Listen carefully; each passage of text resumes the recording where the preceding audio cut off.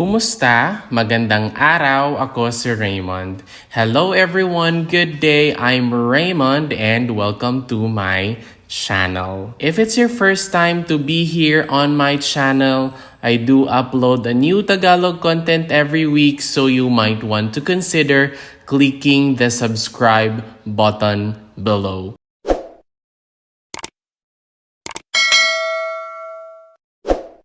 Our lesson for today is all about the 20 Tagalog words with no direct translation in English. The first one that we have here is Bayanihan. So Bayanihan is a fundamental aspect of Filipino culture, which means to work together as a community to achieve a common goal. So from the root word bayan, meaning nation, town, or community. So that's the first word, Bayanihan. The second one is kilig. Kilig. Kilig. Kilig. Kilig is a feeling rush or exhilaration or elation caused by an exciting or romantic experience. Aside from that, it is thrill, tingle, giddiness, an intense desire to shriek, and the pleasurable shiver after urinating. So that's for number 2, bilang dalawa, kilig. Bilang tatlo, number 3 is we have the word gigil. Gigil. Gigil. When we do say gigil, it is an overwhelming feeling or urge to pinch and squeeze something or someone, maybe because of their irresistible cuteness or irritating behavior. So that's for bilang tatlo, gigil. Bilang apat, we have umay. Umay. Umay. When we say umay, that is to be tired, fed up, or satiated to the point of being disgusted with maybe certain food or usually something repeated over and over.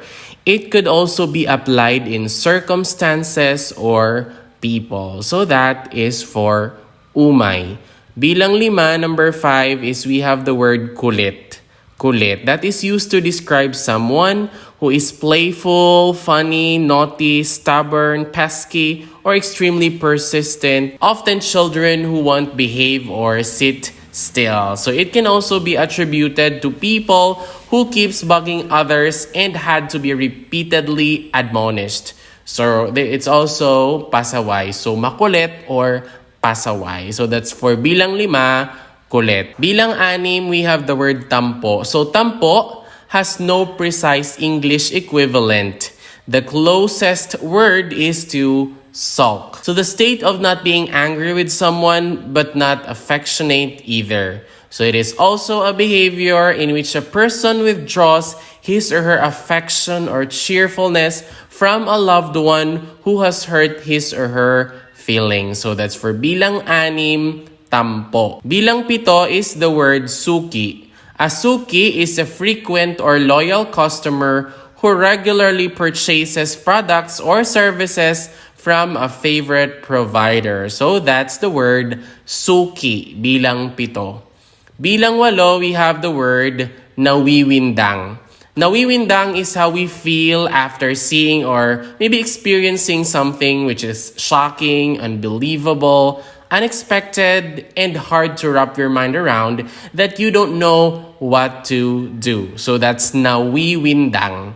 Nawiwindang bilang walo. Nawiwindang. Or you can also say nakakawindang ang mga pangyayari. Nawiwindang. Nawiwindang ako sa nangyari. Bilang siyam, we have the word namamahay. Namamahay. Have you spent the night over to someone else's home? Or maybe it's your first night in your new home and you're having a hard time falling asleep? Let's say it is a comfortable place, but it's just that feeling of not being in your home you get used to. The word miss isn't quite the right word, and no, it's not insomnia. From the word bahay or home, namamahay is that feeling of being not used to a new or another home. So that's bilang siyam, namamahay. Sampu, number 11 is lilingalinga. Lilinga, linga. Lilingalinga. When we say lilingalinga is when you're looking for someone but is having a hard time finding them, so you keep looking around, scanning the surroundings with hope of finding them. Lilingalinga. Lilingalinga. Lilingalinga. So that's for number 10. Labing isa, number 11 is we have the word Tangai. When we say Tangai, that is a word for pet owners when your pet carries stuff and walks or runs away with it. Yes, that's your word. But this isn't only used for pets, but for a person who runs away with something not theirs. So that's Tangai, which is a word for pet owners, of course, when your pet carries your stuff away. Number 11 is Tangai, labing isa. Labindalawa, number 12 is we have the word Basta. Basta. Don't ask why. It is what it is. No questions asked, just do as I say. Basta. The word could also mean that whatever was mentioned is of finality. It was final and no explanation should be given why the decision was made. It is used as well when one simply can explain or doesn't want to spend the energy to answer questions about what the speaker said or the decision made. Basta. Basta. Basta. Yan na yan. Okay, that's number 12, labindalawa, basta. Labing tatlo, number 13 is Papak. As Filipinos, or most of it, not all, eat rice and the main dish, which is called ulam. Eating just the main dish without rice is called papak. Papak. Pa-pak. Papak. Number 14 is Pooing, labing apat. Pooing. We all had experienced this. It makes you teary-eyed as you try to get rid of whatever got into your eye. So that's pooing. Napooing ako. Masakit ang mata ko. My eye hurts. Napooing kasi ako because there's like something on my eye. Pooing. Napooing. So that's labing apat. Number 14, pooing. Labing lima, number 15 is aberya. Have you heard this word used? It doesn't have an exact English translation, but this word has to do with something which happened unexpectedly, a problem or a setback resulting in a delay or cancellation of what was planned. So we have the word aberya. Bakit ngayon ka lang? Why is it that you just arrived? Naaberya kasi yung sasakyan ko. My car broke or may aberya kasi. So that's labing lima, aberya. Labing anim, number 16 is we have panghe. Panghe. Panghe.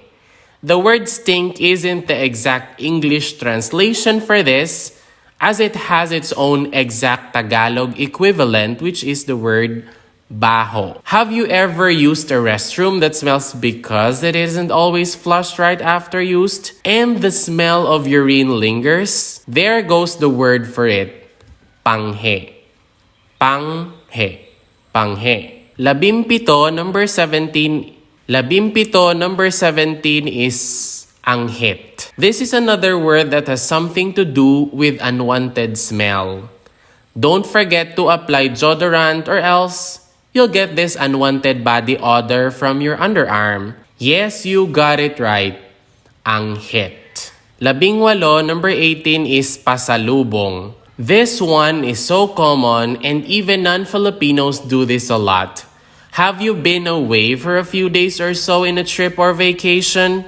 And you brought snacks, souvenirs, and other items with you when you got back home for family and friends? Those are your pasalubong for them.